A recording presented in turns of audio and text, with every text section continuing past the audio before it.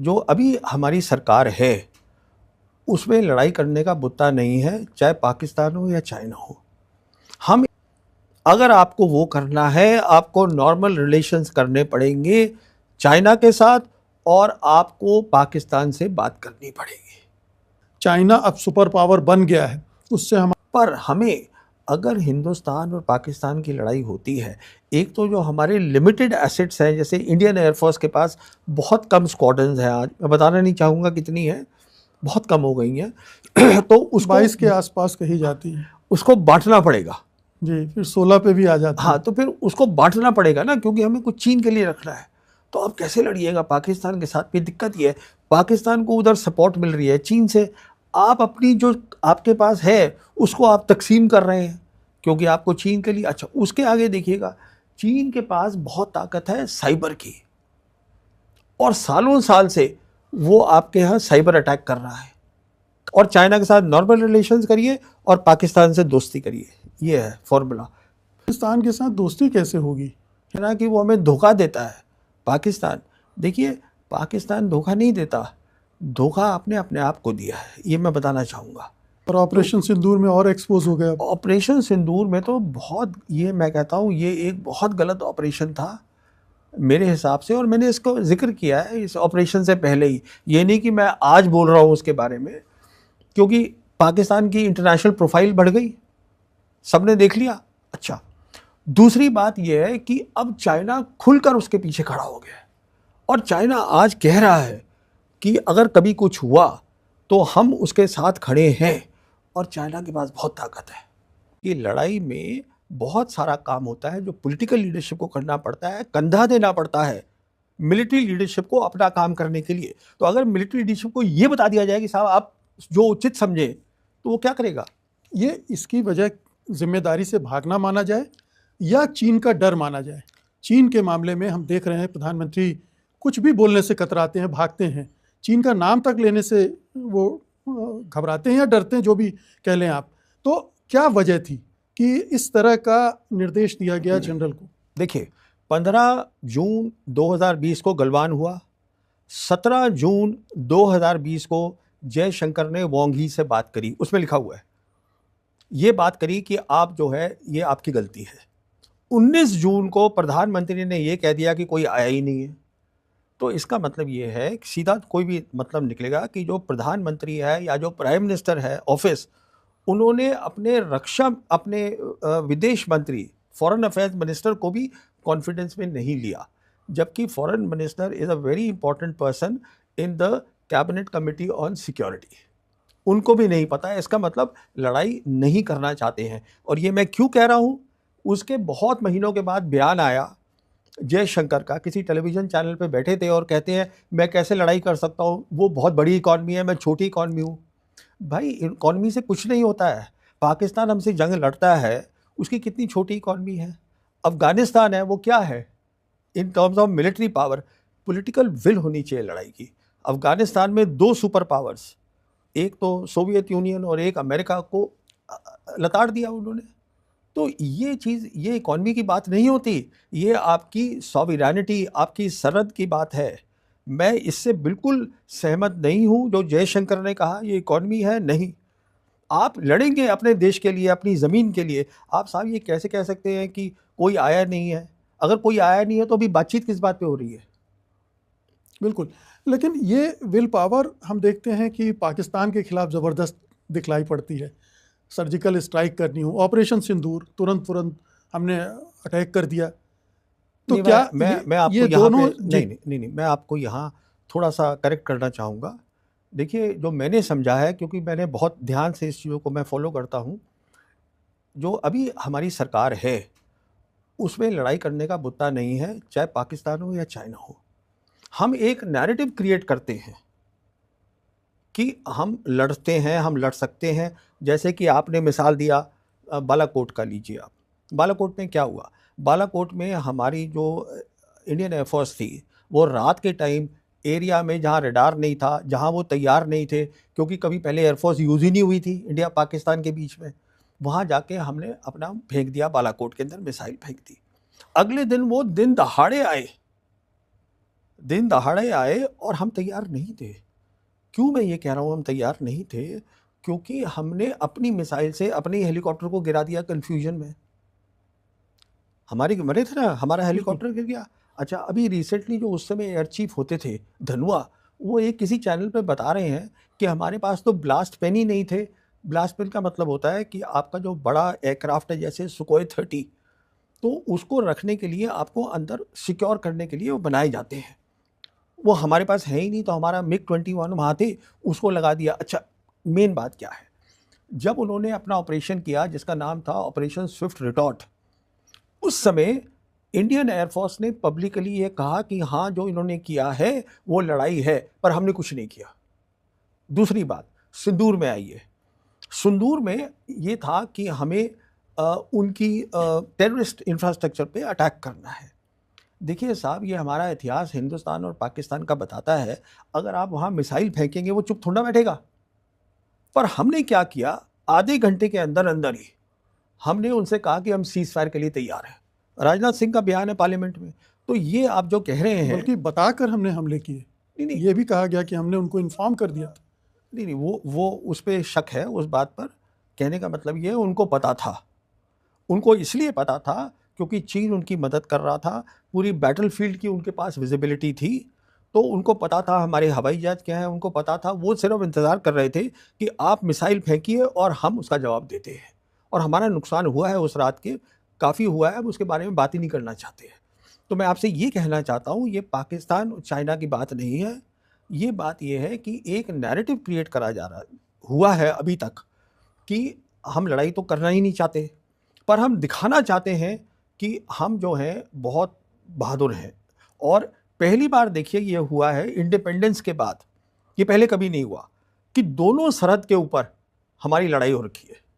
चीन के साथ भी वहाँ फौज बैठी है, पाकिस्तान के साथ भी फौज बैठी हुई है। ये पहले कभी नहीं हुआ, एक ही होता था, सिर्फ पाकिस्तान होता था।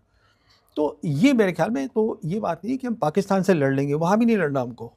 जी, तो एक नैरेटिव बनाना है नैरेटिव हम घुस के घर में घुस के मार मारते सकते हैं। This is the narrative. ये एक नैरेटिव है कि उससे क्या होता है कि लोग को ये होता है कि अच्छा, किसी भी प्राइम मिनिस्टर इतना नहीं किया कि घुस के मार दिया। Basically domestic politics. अरे बाबा, जब आप घुस के मारते हैं तो फिर आपको लड़ाई भी करनी है, पर वो वाला जो पार्ट होता है, लड़ाई वाला पार्ट, फिर वो एक नैरेटिव बन जाता है। जो इनके अपना टेलीविज़न चैनल है, सारी गोदी मीडिया है, फिर वो उस बात को दबा देते हैं और फिर वो दूसरी तरफ शुरू हो जाती है कि हमने अभी इसी को देख लीजिए आप, सिंदूर के ऊपर बहुत सारे जनरल्स ने किताब लिख दी है। किसी भी किताब में जो पहली रात थी जहाँ पर हमारा भारी नुकसान हुआ है हवाई जहाज़ का, जो कि CDS ने कहा है कि हाँ कुछ नुकसान हुआ है, हम उसका जिक्र ही नहीं करते हैं और उस किताब में जिक्र ही नहीं है। हवाई जहाज़ की लड़ाई सबसे अहम होगी हिंदुस्तान और पाकिस्तान के बीच में, और वहाँ जो हुआ हम बात ही नहीं करना चाहते। और इसी की बुनियाद पर कि एयर वॉर में क्या हुआ, ट्रंप है वो बोल रहे हैं कि ये क्या कहते हैं 7 हवाई जहाज गिरे हैं। उनके प्रधानमंत्री अब तो वो 10 पर आ गए हैं। हाँ, 10 राफेल गिराने की उनके बात जो कर रहे प्रधानमंत्री हैं वो यूनाइटेड नेशन में बोल रहे हैं कि हमने 7 इनके हवाई जहाज गिराया और हमने उसका जवाब नहीं दिया, क्योंकि जवाब देना ही नहीं चाहते हैं हम। तो कहने का मतलब ये है कि अगर एक ऐसा मीडिया हमारा हो जो पूरा ऑब्जेक्टिव मीडिया हो, तो वह सरकार से ये सवाल उठाएगा कि साहब ये बताइएगा, जब वो ये यूनाइटेड नेशन में बोल रहे हैं तो हमारी क्या पोजीशन है, वो आप बताइएगा। वो नहीं कोई पूछ रहा है। सानी साहब, ऑपरेशन सिंदूर में जो हुआ ठीक है, लेकिन उससे कुछ निष्कर्ष निकलते हैं कि भारत और पाकिस्तान के बीच जो डिफेंस का वो है फासला है वो कितना है, या हम पाकिस्तान के मुकाबले कितने तैयार हैं, या पाकिस्तान चीन के साथ मिलकर हम पर किस हद तक हावी हो सकता है। ये जो निष्कर्ष निकले हैं उन पर जरा रोशनी डालिए। देखिए, क्या क्या सबक हैं? मैं आपको सीधी सी बात बोलता हूँ। ये जब ऑपरेशन सिंदूर हुआ था उसके पहले मैंने वीडियो करे थे और मैंने समझाया था कि क्यों हमको नहीं करना चाहिए कुछ भी एयर अटैक, क्योंकि चीन उनकी मदद करेगा। हमने किया, बहुत बड़ा नुकसान उठाया है सिंदूर में। वो असलियत है, वो असलियत है। आज जो पाकिस्तान की इंटरनेशनल प्रोफाइल है वो बढ़ गई है सिंदूर के कारण। बिल्कुल। अच्छा, अभी देखिए, अभी मैं आपको दावे के साथ कह सकता हूँ, अगर खुदा ना खास्ता जंग हुई हिंदुस्तान और पाकिस्तान के बीच में, मेरे ख्याल में मोदी सरकार को लेसन मिल गया है, अभी वो कुछ नहीं करेंगे। उनके भी समझ में आ गया है चीन खड़ा है पाकिस्तान के साथ, पाकिस्तान नहीं हार सकता। आप पाकिस्तान को नहीं हरा सकते जंग में। मैं किसी भी प्रोफेशनल को हिंदुस्तान के समझा सकता हूँ ये मैं ये क्यों बोल रहा हूँ, और ये मैं देश के हित में बोल रहा हूँ। ये नहीं है कि मैं देश के खिलाफ हूँ इसलिए मैं बोल रहा हूँ, ये नहीं। क्योंकि हमें समझना है चीन कितनी बड़ी ताकत है, हमें समझना है चीन और पाकिस्तान की क्या दोस्ती है, इन बातों को हमें समझना है। ये लड़ाई का ये मतलब नहीं होता कि आपने सब शुरू कर दिया काम। पहले आपको, जैसे हम कहते हैं लड़ाई में एप्रिसिएशन, कि आप पहले जायज़ा लीजिए कि क्या माहौल है, इंटरनेशनल माहौल क्या है, रीजनल माहौल, कौन किसकी मदद करेगा, किसके पास होगी। तो मैं आपको दावे के साथ कह सकता हूँ, मेरे हिसाब से मोदी सरकार को सबक मिल गया है ऑपरेशन सिंदूर में, जिसके बारे में हम बात नहीं करना चाहते हैं। तो मैं बिल्कुल उम्मीद करता हूँ ये कुछ भी नहीं करेंगे। अगर कोई अटैक भी होता है तो हम कोई और ज़रिया ढूंढेंगे, पर अगर किया तो वो हमारे हित में नहीं होगा नतीजा। और अब तो पाकिस्तान के साथ अमेरिका भी खड़ा नज़र आ रहा है। नहीं, देखिए, अमेरिका किसी के साथ भी नहीं खड़ा है। अमेरिका एक ऐसा मुल्क है, क्योंकि अमेरिका सुपर पावर रहा है, अमेरिका ने कोल्ड वॉर जीती है, अमेरिका किसी का दोस्त नहीं है। ये बात अमेरिका के लिए लागू नहीं है जो चीन और पाकिस्तान के लिए लागू है। अमेरिका आज हमारे साथ है, कल नहीं है, आज पाकिस्तान के साथ है, कल नहीं है। पाकिस्तानी भी समझते हैं, हम समझने से इनकार कर रहे हैं। हमें 1 साल पूरा प्रेसिडेंट ट्रंप ने पब्लिकली हमारी बेइज्जती करी है मुल्क की। अच्छा, आज हमारे पास दुनिया में, देखिए, दुनिया आज मल्टीपोलर है। इसका क्या मतलब है? एक बड़ी ताकत नहीं है, 3 बड़ी ताकतें हैं। 2 क्या है? चाइना और रशिया। रशिया हमारा खास दोस्त है, हमें रशिया के साथ ज़्यादा अपनी वो दोस्ती बढ़ानी है। चाइना के साथ हमें रिलेशन नॉर्मल करने हैं। अगर आज मैं बताऊं कि क्या हमें करना चाहिए जिससे हमारे देश को फ़ायदा हो, फ़ायदा का क्या मतलब होता है? फॉरेन पॉलिसी का मतलब होता है किस तरीके से हमारे जो मुल्क में लोग हैं, और इस मुल्क में 80 करोड़ लोग हैं जिनको खाना नहीं मिल रहा है, और ये प्रधानमंत्री बोल रहे हैं। अगर उनको खाना नहीं मिल रहा है तो फॉरेन पॉलिसी का मतलब एक ही होता है, उनकी ज़िंदगी कैसे बेहतर बनाई जाए। अगर आपको वो करना है, आपको नॉर्मल रिलेशंस करने पड़ेंगे चाइना के साथ, और आपको पाकिस्तान से बात करनी पड़ेगी, और कोई तरीका नहीं है। क्योंकि डेवलपमेंट किसी मुल्क का अशांति के माहौल में नहीं हो सकता। मैं वापस लौटता हूँ, क्या आपको लग रहा है कि जो 2 फ्रंट वार की बात की जाती है, अब तो 3 फ्रंट वार की भी की जाने लगी है, उसके लिए अगर ये सिचुएशन चलती है, कितना प्रिपेयर्ड है हमारी सेना? देखिए, पहली बात तो ये 2 फ्रंट नहीं है, ये 2 फ्रंट नहीं है, ये 1 फ्रंट, मैं बोलता हूँ इसको 1 फ्रंट रीइंफोर्स्ड, जिसके पीछे चीन खड़ा है। तो वो बहुत तगड़ी है, उसको आप नहीं तोड़ सकते, पहली बात। दूसरी बात, जो चीन है इसको हम बोलते हैं ग्रे जोन ऑपरेशंस, जिसमें कि लड़ाई आप करते हैं पर गोली नहीं चलती। तो आप या तो लाइन ऑफ एक्चुअल कंट्रोल पे काम होता है, तो वो हमने बहुत वहाँ लड़के लगा दिए हैं, हमारे सोल्जर्स हैं वहाँ बहादुरी से काम कर रहे हैं, वो हम काफ़ी हद तक सह लेंगे। पर हमें, अगर हिंदुस्तान और पाकिस्तान की लड़ाई होती है, एक तो जो हमारे लिमिटेड एसेट्स हैं, जैसे इंडियन एयरफोर्स के पास बहुत कम स्क्वाड्रन्स हैं, आज मैं बताना नहीं चाहूँगा कितनी है, बहुत कम हो गई हैं तो उसको 22 के आसपास कही जाती है उसको बांटना पड़ेगा जी, फिर 16 पे भी आ जाती है। हाँ, तो फिर उसको बांटना पड़ेगा ना, क्योंकि हमें कुछ चीन के लिए रखना है। तो आप कैसे लड़िएगा पाकिस्तान के साथ? भी दिक्कत ये है, पाकिस्तान को उधर सपोर्ट मिल रही है चीन से, आप अपनी जो आपके पास है उसको आप तकसीम कर रहे हैं, क्योंकि आपको चीन के लिए। अच्छा, उसके आगे देखिएगा, चीन के पास बहुत ताकत है साइबर की, और सालों साल से वो आपके यहाँ साइबर अटैक कर रहा है। खबरें आती हैं, साइबर अटैक करके वो रिकॉनेसेंस कर रहा है, इसको रिकॉनेसेंस कहते हैं, और उससे वो सॉफ्टवेयर वेपन्स बना रहा है चाइना। तो अगर चाइना ये तय करे एक दिन कि अच्छा ठीक है, हम लड़ाई तो नहीं लड़ेंगे इनके साथ, मतलब गोली नहीं चलेगी, हम इनके पूरे देश में, दिल्ली में, बम्बई में उन्होंने किया था, बहुत बड़ा हुआ था, एक पूरा पावर आउटेज हुआ था, हम सब इनका फाइनेंशियल सिस्टम बंद कर दें, एटीसी बंद कर दें, हवाई जहाज न चलें, वो कर सकते हैं। और अब तो एआई में भी सुपर पावर हो रहा है, फिर उसका भी इस्तेमाल डिफेंस बहुत ज़्यादा काबिलियत आ गई है। कहने का मतलब ये है, चाइना नहीं चाह रहा है कि उसको लड़ाई करनी है, चाइना चाह रहा है कि, मैं समझता हूँ चाइना और रशिया का सबसे बड़ा इंटरेस्ट आज ये है कि हम ब्रिक्स को स्ट्रेंथन करें। ये है। मेरा आखिरी सवाल है आपसे। ये बार बार बात उठ रही है कि ये सरकार सेना का राजनीतिक इस्तेमाल कर रही है। मतलब बालाकोट में जब स्ट्राइक करना था तो प्रधानमंत्री कहते हैं कि बादल हैं तो उसमें राडार पकड़ेगा नहीं, इस तरह का तर्क देते हैं और सेना अटैक करती है। ऑपरेशन सिंदूर भी ये माना जाता है कि बहुत जल्दबाजी में हुआ, रुकना चाहिए था अगर करना भी था तो। और फिर हमारे सेना के लोग भी सरकार की भाषा में बात करते देखे जाते हैं। ये कितना खतरनाक दिख रहा है और किस पैमाने पर दिख रहा है? देखिए, ये जो आप कह रहे हैं ना पॉलिटिसाइजेशन ऑफ द आर्मी, वो तो पहले भी था, कम था। जिस चीज़ से मुझे घबराहट हो रही है वो कुछ अलग है। उसको हम बोलते हैं कम्युनलाइजेशन ऑफ द आर्मी।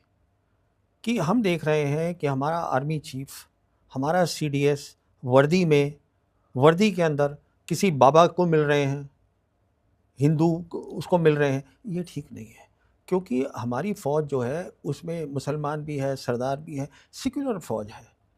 तो ओपनली आपका ठीक है, आपका फेथ है, आप हिंदू हैं, करिएगा आप जो आपको करना है, वर्दी में मत करिएगा। तो माय वरी इज़ कि अगर हिंदू आर्मी बन रही है तो पहले तो लीडरशिप से ही बनेगी ना। वो दिक्कत बहुत बड़ी है, पहली दिक्कत। उस दिक्कत को अगर आप बंद कर दें, वहाँ से सारी प्रॉब्लम शुरू होती है। उसके बाद फिर पॉलिटिसाइजेशन की बातचीत आती है। देखिए, उसके लिए क्या होता है कि कोई भी मिलिट्री लीडर अगर वो प्रोफेशनल है तो वो पॉलिटिसाइज नहीं हो सकता। मिसाल के तौर पर 71 की जंग में प्रधानमंत्री ने आर्मी चीफ जनरल मानेकशॉ को कहा था कि हमें ये काम करना है। उन्होंने कहा नहीं मैडम, मुझे 6 महीने का टाइम चाहिए तैयारी के लिए। उन्होंने ये तो नहीं कहा कि मैं आज करूँगा। अब उसी बात को आप यहाँ देखिए बालाकोट में। आज जो धनुआ बोल रहे हैं कि मेरे पास बॉम्ब ये नहीं थे रखने के लिए, ब्लास्ट पेन्स नहीं है Sukhoi 30 के, आपने प्रधानमंत्री को क्यों नहीं बताया कि अगर यहाँ पर ऐसा अटैक होगा तो मेरे पास सिर्फ यहाँ पे MiG-21 है? ये क्यों नहीं बताया आपने? क्योंकि आप मानेकशॉ के आसपास भी नहीं है। दिक्कत तो ये हो रही है। आप समझ रहे हैं मेरी बात को? तो दिक्कत ये है कि पॉलिटिसाइजेशन के लिए प्रोफेशनलिज्म चाहिए। क्या मिलिट्री लीडरशिप कमजोर हो गई है? रीढ़ नहीं है उसके देखिए, पास? हमारी फौज जो है हिंदुस्तान की, जो सोल्जर्स हैं वो दुनिया के वन ऑफ द बेस्ट है, बहुत बढ़िया है। दिक्कत होती है लीडरशिप से, दिक्कत होती है लीडरशिप से। इस लीडरशिप ने, मैं आर्मी की बात कर रहा हूं, 1990 में काउंटर टेरर ऑपरेशन शुरू हुए, तब से ये सब के सब इन्होंने काउंटर टेरर ऑपरेशन करे हैं। यही इनको समझ में आते हैं। मैं तो साफ बोलता हूं जी। तो अब लड़ाई कैसे बदल रही है, क्या हो रहा है, इनको पता ही नहीं है। क्यों नहीं पता है? अगर आपको पता करना होता तो आप ये देखना कि अमेरिका कैसे लड़ाई लड़ेगा मॉडर्न वॉर। आप ये देखिए कि पीएलए कैसे लड़ रहा है। अरे बाबा, दुश्मन तो आपका पीएलए है ना। और पीएलए जो है इस समय मॉडर्न वॉर के टॉप पर है। टॉप पे मतलब वो और अमेरिका है। अरे साहब, आप इधर देखिएगा, आप उधर देख रहे हैं, इधर का नहीं कुछ पता है। उनकी भाषा बोलते हैं हमारे मिलिट्री लीडर्स, कि वो उनकी जितनी भी टर्मिनोलॉजी है वो सब इस्तेमाल होती है। हमें एक ऐसा रक्षा मंत्री चाहिए जो ये समझा पाए लोगों को, अरे बाबा, आप जो हमारा पीएलए है इसको आप समझिए और इसके बेसिस के ऊपर आप अपनी मॉडर्नाइजेशन करिए। देखिए उसके पास क्या ताकत है, हम कैसे करेंगे, कितने वक्फे में करेंगे, एक रोड मैप बनाइए, वो सब, और बोलिए उसके बारे में, ये करिएगा। चीन और हमारे में कितना फ़र्क है? ज़मीन आसमान का लीजिए। देखिए, इन मसलों को समझना बहुत ज़रूरी होता है। जब आप हॉट वॉर की बात करते हैं तो मैंने इस पर किताब लिखी है 2022 में, उसका नाम है दी लास्ट वॉर, जिसमें मैंने कहा है कि पहले 72 आवर्स में दिख जाएगा क्या हो रहा है, और हफ्ते या 10 दिन से ज़्यादा जंग चल ही नहीं सकती, और डिसाइसिवली चाइना के फेवर में होगी। इतना अंतर है? जी हाँ, ये मैंने 2022 में लिख दिया था। वो किताब है चाइना के ऊपर। और आज चाइना जो है, अमेरिका भी मानता है कि हम वेस्टर्न पैसिफिक में हम चीनी पीएलए को नहीं हरा सकते। तो ये एक असलियत है, उसको समझिए। तो समझिए पीएलए कर क्या रहा है, उसके बेसिस पे अपना प्लान बनाइए। आपको अमेरिका से थोड़ा लड़ाई लड़नी है, आपको तो लड़ाई चाइना से भी नहीं लड़नी, पर आपको डिटरेंस बनाना है कि आपको एक ताकत बनानी है कि आपको ये ना कहना पड़े कि नहीं मैं लड़ाई नहीं लड़ता, वो छोटी इकॉनमी है, मैं बड़ी इकॉनमी हूँ। ये सब बेकार की बातें हैं। पॉलिटिकल विल लाइए, डिटरेंस बनाइए, उसके लिए चाइना को स्टडी करिए, पीरियड। और चाइना के साथ नॉर्मल रिलेशंस करिए और पाकिस्तान से दोस्ती करिए, ये है formula. Why? Peace in the region. Peace के बाद आपको 10-15 साल मिलते हैं, अपना डिटरेंस क्रिएट करिए चाइना को पढ़ के। ये रोड मैप है। तो पाकिस्तान के साथ दोस्ती कैसे होगी? हिंदू मुसलमान करना है हमको तो। किसको? हमने अब वो आप देखिए, ये आपके मुद्दे हैं, मतलब दीज आर योर एरियाज। ये तो पूरी डोमेस्टिक पॉलिटिक्स पाकिस्तान के विरोध पे टिकी हुई है। नहीं, मैं इस पे कमेंट भी नहीं करना चाहता हूँ जी। देखिए, मुझे साफ बात पता है कि मैं ये समझता हूँ जो इतिहास है वो है। आज भी पाकिस्तान ये कह रहा है, और मैं इस बुनियाद पे इसको बोल रहा हूँ कि मैं आई थिंक फरवरी या अप्रैल 2022 में उन्होंने, पाकिस्तान ने अपनी पहली नेशनल सिक्योरिटी पॉलिसी को रिलीज़ किया था।